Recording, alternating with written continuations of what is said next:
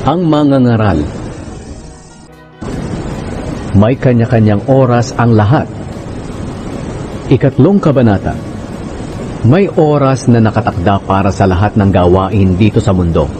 May oras ng pagsilang at may oras ng kamatayan.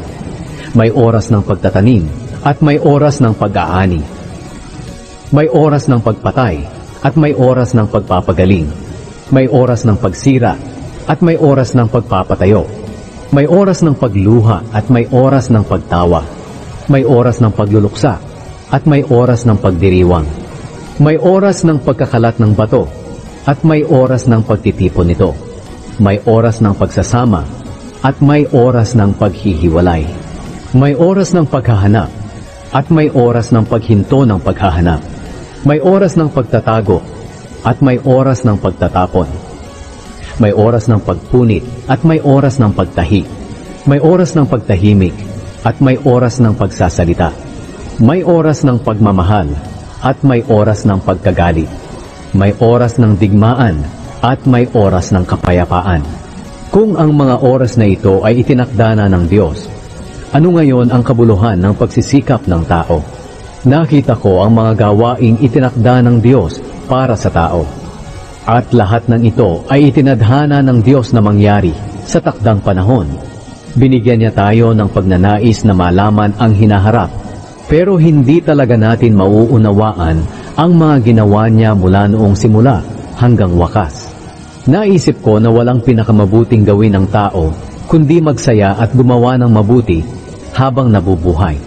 Gusto ng Diyos na kumain tayo, uminom at magpakasaya sa mga pinaghirapan natin dahil ang mga bagay na ito'y regalo niya sa atin. Alam ko ang lahat ng ginagawa ng Diyos ay magpapatuloy magpakailanman. At wala tayong maaaring idagdag o ibawas dito. Ginagawa ito ng Diyos para magkaroon tayo ng paggalang sa Kanya. Ang mga nangyayari ngayon at ang mga mangyayari pa lang ay nangyari na noon. Inuulit lang ng Diyos ang mga pangyayari. Nakita ko rin na ang kasamaan ang naghahari rito sa mundo, sa halip na katarungan at katuwiran. Sinabi ko sa sarili ko, hahatulan ng Diyos ang matutuwid at masasamang tao. Dahil may itinakda siyang oras sa lahat ng bagay. Sinusubok ng Diyos ang mga tao para ipakita sa kanila na tulad sila ng mga hayop. Ang kapalaran ng tao ay tulad ng sa hayop. Pareho silang mamamatay. Pareho silang may hininga. Kaya walang inilamang ang tao sa hayop. Talagang walang kabuluhan ang lahat. Iisa lang ang patutunguhan ng lahat. Lahat ay nagmula sa lupa at sa lupa rin babalik. Sino ang nakakaalam kung ang espiritu ng tao'y umaakyat sa itaas at ang espiritu ng hayop ay bumababa sa ilalim ng lupa? Kaya naisip ko na ang pinakamabuting gawin ng tao ay magpakasaya sa pinaghirapan niya dahil para sa kanya iyon. Walang sino mang makapagsasabi sa kanya kung ano ang mangyayari kapag siya ay namatay.